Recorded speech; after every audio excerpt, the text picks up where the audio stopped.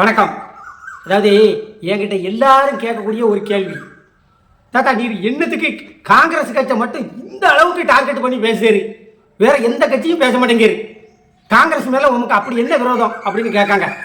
எனக்கு காங்கிரஸ் மேலே விரோதமெல்லாம் கிடையாதுப்பா. காங்கிரஸ் பண்ணுற சேட்டைகளை நான் சொல்லுதேன். காங்கிரஸ் கட்சி மாநிலத்தில் எத்தனை மாநிலத்தில் இந்திரா காந்தி அம்மையார் காலத்திலிருந்து, ராஜீவ்காந்தி ஐயா காலத்திலிருந்து, சந்திரசேகர் காலத்திலிருந்து, நரசிம்மர் காலத்திலிருந்து, சோனியா காந்தி இந்த அம்மா ஒரு பேர் என்ன பேர் மன்மோகன் சிங் காலம் வரைக்கும் அவங்க மாநில கட்சிகளை எந்த அளவுக்கு பழி வாங்கினாங்கிறது எல்லாத்துக்கும் தெரியும். ஏன்னா திமுக ஆட்சி கலைக்கப்பட்டது பூராமே காங்கிரஸ் ஆட்சியில் தான். திமுக ஆட்சி கலைக்கப்பட்டது பூரா காங்கிரஸ் ஆட்சியில் தான். காங்கிரஸ் தமிழ்நாட்டில் மட்டும் ஆட்சி கலைப்பு நடத்தலை. இன்றைக்கி எங்கேயாவது ஆட்சி கலைப்பு நடக்கா அந்த சட்டத்தெல்லாம் தூக்கிட்டான். 365வது பிரிவு 55வது பிரிவுன்னு எல்லோரும் இப்போ முழங்கிக்கிட்டு அடையுவான். அது ஜெயலலிதா தூண்டுதலில் அந்த 89 90 அந்த காலகட்டத்தில் விடுதலை புலிக்கு ஆதரவாக இருக்காங்கன்னு திமுக ஆட்சியை கலைச்சாங்க. அது அவர் சந்திரசேகருங்கிற ஒரு அரை லூஸ் இருந்தான். அப்புறம் நரசிம்ம ராவ் வந்ததுக்கப்புறம் அவன் லூஸுக்கெல்லாம் லூஸ் ஆகிட்டான். அப்புறம் மன்மோகன் சிங் நல்ல மனுஷன் தான், ரொம்ப அமைதியாக தூங்க ஆரம்பிச்சிட்டார். 10 வருஷம் அவர் தூங்கினார். தொடர்ந்து 10 வருஷம் ஆட்சியில் இருந்த கட்சி காணாமல் போனதுக்கு காரணம் என்ன யோசிக்கணும். ஆனால் அடிப்படை கட்டமைப்பை பலப்படுத்தி இன்னைக்கு விஸ்வரூபமாக பிஜேபி வளர்ந்து நிற்கி, அதையும் நம்ம நினைக்கணும். அவங்க சித்தாந்தத்தின்படி வளர்ந்து நிற்காங்க. அவங்களுக்கு அப்புறம் வாரேன். காங்கிரஸ் எல்லா மாநிலத்திலையும் கருவறுக்கிற வேலையை செஞ்சுது. அந்த கட்சி மாநில கட்சி மட்டும் கருவறுக்கலை, கேடு செய்யலை. சொந்த கட்சி காங்கிரஸ் கட்சியவே தனக்கு தானே குடும்ப கட்டுப்பாடு பண்ணிக்கிட்ட ஒரே கட்சி உலகத்திலே காங்கிரஸ் மட்டும்தான் இந்தியாவில்.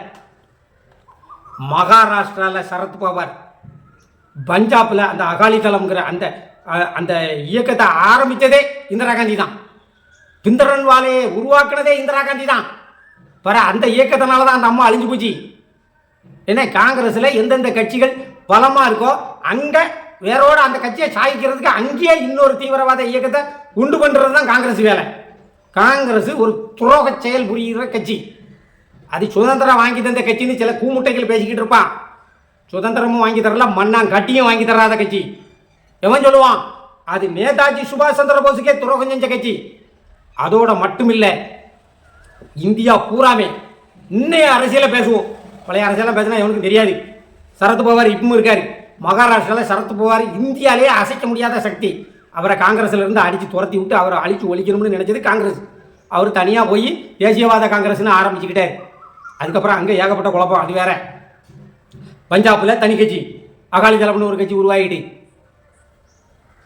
வெஸ்ட் பெங்காலில் மம்தா பானர்ஜி இன்னைக்கு நரேந்திர மோடி கண்ணில் விரல விட்டு ஆடிக்கிட்டு இருக்கா. அந்த அம்மா ஆவா காங்கிரஸ் அந்த அம்மாவை அழித்து ஒழிக்கணும்னு இவங்க பண்ணின தகுதித்தத்தில் அந்த அம்மா தப்பிச்சு ஓடி போய் திரிணாமுல் காங்கிரஸ்னு ஆரம்பிச்சிட்டு.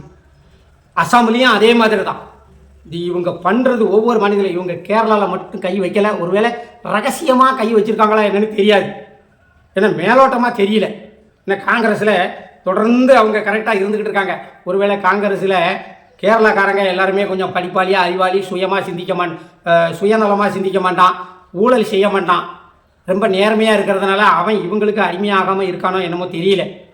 அவன் கொஞ்சம் புத்திசாலிங்கிறதுனால அவன் தப்பிச்சிட்டான் கேரளாக்காரன். கர்நாடகத்தில் அந்த மாதிரி தான், ஆந்திராவில் அந்த மாதிரி தான். எல்லாமே அவங்க வேலையே துரோகம் செய்கிற வேலை. ராஜசேகர ரெட்டி ஏன் வெளியே வந்தார் காங்கிரஸ்லேருந்து? பூரா உள்குத்து வேலை. அவங்க பிள்ளைகளுக்கே அவங்க குடும்ப கட்டுப்பாடு பண்ணிக்கிடுவாங்க. ஒரு கட்சி இருந்துச்சுன்னா மாநிலத்தில் ஒரு தலைவர் மாவட்ட லெவலில் வர மாநில லெவலில் கொண்டு வரணும். ஒன்றிய லெவலில் இருக்கிறவரை தாலுகா லெவலில் கொண்டு வரணும். தாலுகா லெவலில் இருக்கிறவரை மாவட்ட லெவலில் கொண்டு வரணும். மாவட்ட லெவலில் இருக்கிறவனை மாநில லெவலுக்கு கொண்டு வரணும். அப்படி மாநிலத்தில் ஒரு 10 தலைவரை அடிமட்டத்திலிருந்து கொண்டு வந்திருந்தால் அந்த கட்சி ஆணி வேறு அழகாக இருக்கும். இவங்க ஆணி வேர்லே வெண்ணியை காய்ச்சி ஊற்றுற குரூப்பு இந்த காங்கிரஸ் குரூப்பு. இப்படி தான் செய்வாங்க. அவங்க நேதாஜி சுபாஷ் சந்திர போஸுக்கு செஞ்ச பாகம், அடுத்தாக்கில் மகாத்மா காந்திக்கு செஞ்ச பாவம். அப்படியே அவங்களுக்குள்ளேயே பில்லி சூனியம் வச்சுக்கிடுவாங்க. வெளியிலேருந்து யாரும் எந்த சக்தியும் அவங்களுக்கு பில்லி சூனியம் வைக்கவே வேண்டாம். அவங்களே சூனியம் வச்சுக்கிடுவாங்க. இப்போ பாருங்கள், தமிழ்நாட்டில் எவ்வளவு கட்சிகள் என்ன மாதிரி இருக்கு. தலைவர்கள் பூரா எவ்வளோ பேர் இருக்கான். தொண்டர்களே இல்லையே. தொண்டர்களே இல்லை. யாராவது ஒரு ஒன்றிய பொறுப்பாளர், யாராவது ஒரு வட்டார செயலாளர், யாரையாவது கையை காட்டுக்கு பார்ப்போம் நம்ம ஏரியாவில். எனக்கு நெல்லை மாவட்டத்துக்கு காங்கிரஸ் பொறுப்பாளர் யாருன்னே தெரியாது. திமுகவை சொல்லிடுவேன், நாம் தமிழரை சொல்லிடுவேன், அதிமுகவை சொல்லிடுவேன், விடுதலை சிறுத்தைகள் சொல்லிடுவேன், புதிய தமிழகம் சொல்லிடுவேன், கம்யூனிஸ்ட்டை சொல்லிடுவேன். காங்கிரஸ் சொல்ல தெரியாது. இந்த கட்சியில் யார் இருக்கா யார் இல்லைன்னு தெரியல. அப்புறம் எங்கேருந்து 28 சீட்டு அவங்க கொடுத்ததுக்கு காரணம் வேற. அது உள்குத்து அரசியல். இவங்க ஜெயிச்சு வந்தாலும் சரி, ஜெயிச்சு வந்தாலும் ஒன்றும் நடக்க போகிறதில்ல, தோத்தாலும் ஒன்றும் நடக்க போகிறதில்ல. ஆனால் விடுதலை சிறுத்தைகள் 12 சீட்டு கேட்டு கொடுத்தா அவங்க 10 சீட்டு ஜெயிச்சிட்டாங்கன்னா பிற்காலத்தில் இடையூறு. வேல்முருகன் 3 சீட்டு கேட்டு கொடுத்துட்டா வேல்முருகனால் பின்னால் இடையூறு. வேல்முருகன், திருமாவளவன்லாம் பெரிய தமிழ் தேசியவாதிகள். இவங்கெல்லாம் பிற்காலத்தில் ஜெயிச்சதுக்கு பிறகு குடைச்சல் கொடுப்பாங்க அப்படின்னு திமுக மேலிடம் கருதியே இவங்களை அடக்கி வச்சுட்டாங்க. கம்யூனிஸ்ட்டும் அதே மாதிரி தான். பாட்டாளி வர்க்கம்னு கொடி பிடிச்சிக்கிட்டு அலைவான், ஒத்துழைக்க மாட்டான். அதனால் இவங்களெல்லாம் ஒரு கட்டுக்கோப்புக்குள்ளே அடக்கி வச்சுக்கிட்டு காங்கிரஸுக்கு அதிக சீட்டை கொடுத்தாச்சு. அவன் ஜெயிச்சானே ஜெயிக்கலை என்ன என்ன சித்தப்பாக்கு குழந்தை, சித்தப்பா சித்திக்கு மீசம் முளைச்சா சித்தப்பா, சித்தப்பாக்கு குழந்தை பிறந்தான்னா பிறக்கட்டா என்ன அரவாணி தானே சித்தப்பா, அப்படி போயிடும். என்ன இது எந்த கதையில் சேர்க்கன்னு தெரியல. இதுதான் அரசியல். இந்த காங்கிரஸ் அரசியல் பூராமே துரோகம் செஞ்சு தமிழ்நாட்டுக்கு வரேன். தமிழ்நாட்டில் கொஞ்சம் துரோகமாக செஞ்சாங்க. தமிழ்நாட்டில் அவங்க செஞ்ச துரோகம் எல்லாவனுக்கும் தெரியாது. அரசியல் அந்த ரங்கம் தெரிஞ்சவனுக்கு மட்டும்தான் தெரியும்.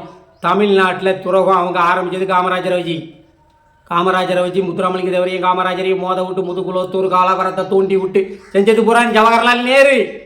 அது தெரியாமல் நம்ம பிள்ளைகள் எல்லாம் வெட்டிக்கிட்டு சாகுது, அது வேறு விஷயம். அது உள்ளூர் பகையினால் அப்படி சாகுதுவோம். அதை நம்ம தான் பாடுபட்டு அதை மாற்றணும். ஆனால் இந்த அரசியல் சதி எங்கேருந்து ஆரம்பிச்சுது? காமராஜர் முத்துராமலிங்க தேவர் அரசியலிருந்து ஆரம்பிச்சுது, ஜவஹர்லால் நேரு தூண்டுதலின் பேரில்.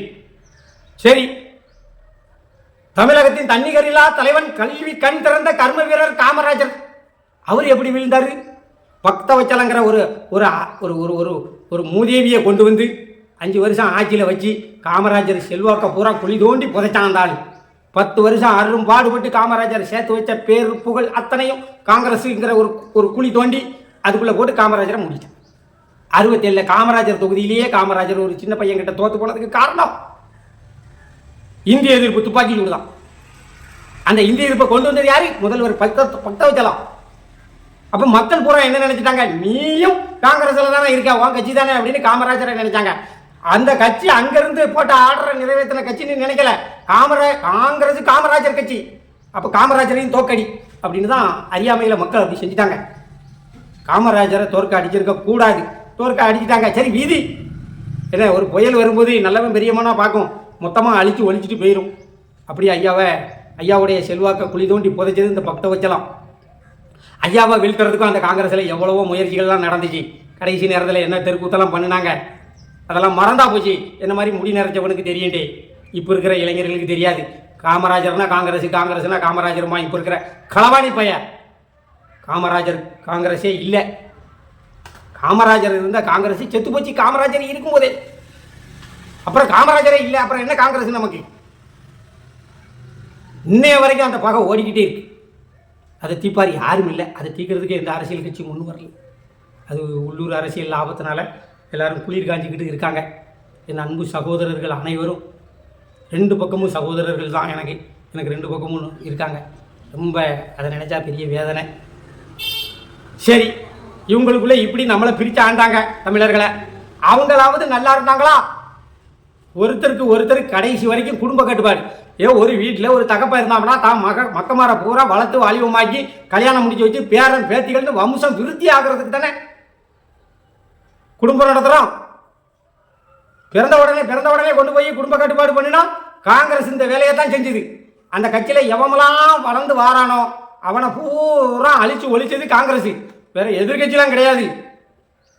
ஒரு வட்டார தலைவரை ஒரு தாலுகா தலைவரை வச்சு அடிப்பான், ஒரு தாலுகா தலைவரை ஒரு மாவட்ட தலைவரை வச்சு அடிப்பான், ஒரு மாவட்ட தலைவரை மாநில தலைவரை வச்சு அடிப்பான், மாநில தலைவரை மாநில பொறுப்பாளர்னு வட இந்தியாவிலேருந்து ஒருத்தன் வருவான், அவனை வச்சு அழிப்பான். மொத்தத்தில் அந்த கட்சி தனக்குத்தானே சூனியம் வச்சு அழிஞ்சு போன கட்சி. அந்த கட்சி இனி இந்தியாவுக்கு எதுக்கு? ஆனால் இன்னொரு எச்சரிக்கை சொல்லுதேன், அந்த கட்சி செஞ்ச அதே தவிர இப்போ பிஜேபி செய்யுது. பிஜேபினா எவனுக்குமே தெரியாது. எல் கணேசன் தெரியும், பொன் ராதாகிருஷ்ணன் தெரியும், தமிழிசை அக்காவை தெரியும். எல்லா தலைவரையும் தெரியும், ஆனால் கட்சி தெரியாது. அப்படிதான் இருந்துச்சு பிஜேபி தமிழ்நாட்டில்.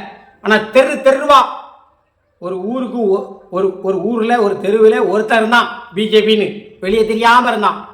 ஆனால் தெருவுக்கு 10 பேரை கொண்டு வந்தது யாரு? அண்ணாமலை. அந்த அண்ணாமலை நிலைமை இன்னைக்கு பார்த்தீங்களா? இதுதான் தேசிய கட்சிகள். அதனால தான் நான் காங்கிரஸ் பிஜேபின்னு வேறுபாடு பார்க்குறதே இல்லை. 2 கட்சியுமே எதிர்ப்பேனா. எனக்கு அந்த 2 கட்சியுமே அது குடும்ப கட்டுப்பாடு பண்ண கட்சிப்பா, வம்ச விருத்தியை பண்ண விடாது. அந்த கட்சி பழக்கமே அதுதான். தேசிய கட்சிகளுக்கே ஒரு சாபம், அது அப்படி தான் பண்ணும்.